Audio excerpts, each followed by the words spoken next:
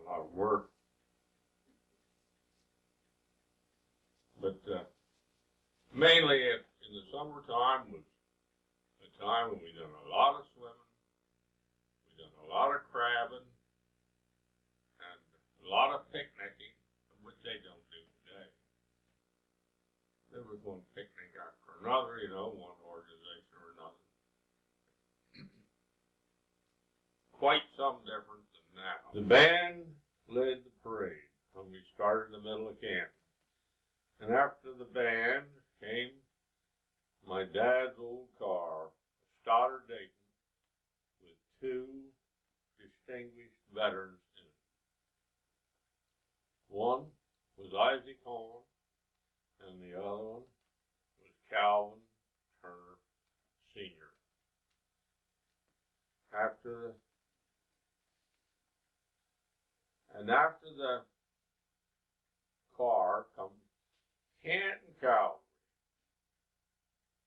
Probably was as many as 10 people riding in this parade. And as they went along, everybody joined in. By the time we got to the church, it was quite a crowd. So when we came to the church, we went back. The band went back to where the veterans were buried that were killed in the Hancock House Massacre. And then we got the firing squad.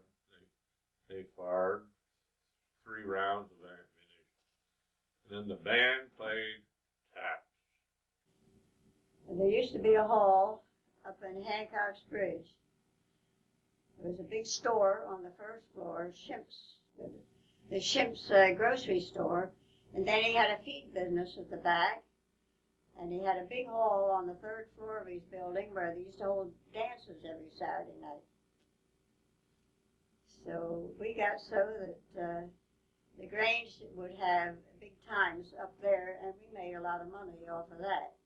Summertime, Uncle Dick Fogg used to come pick us up and take us all down the back neck. We'd go swimming. And girls, well, boys too, we used to play hopscotch. Go up around the church if they had a broken window and get the pretty glass and play hopscotch and skip rope and all those things. Some of our summer recreation included going to the farmers' picnic. That was an all-day affair for farmers, and packed their lunch and so forth and spent the day up there. The other big thing I can remember is going to Atlantic City. I think about going to Atlantic City in a Model T Ford. It took so long to get there because we didn't have roads like we did today. It was quite an effort, but we spent the day and made sure we got home early at night. The other thing that's outstanding in my mind is my mother taking a whole boatload of we kids out crabbing.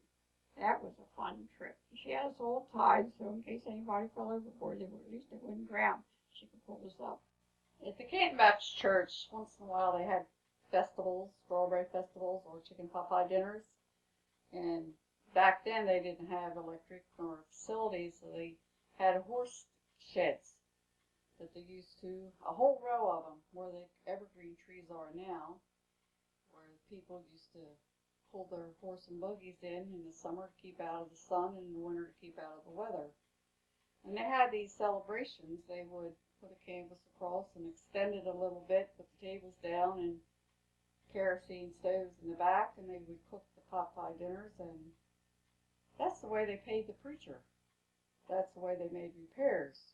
When you're poor, you can kill a chicken and you can bake a cake better than you can give a $5 bill.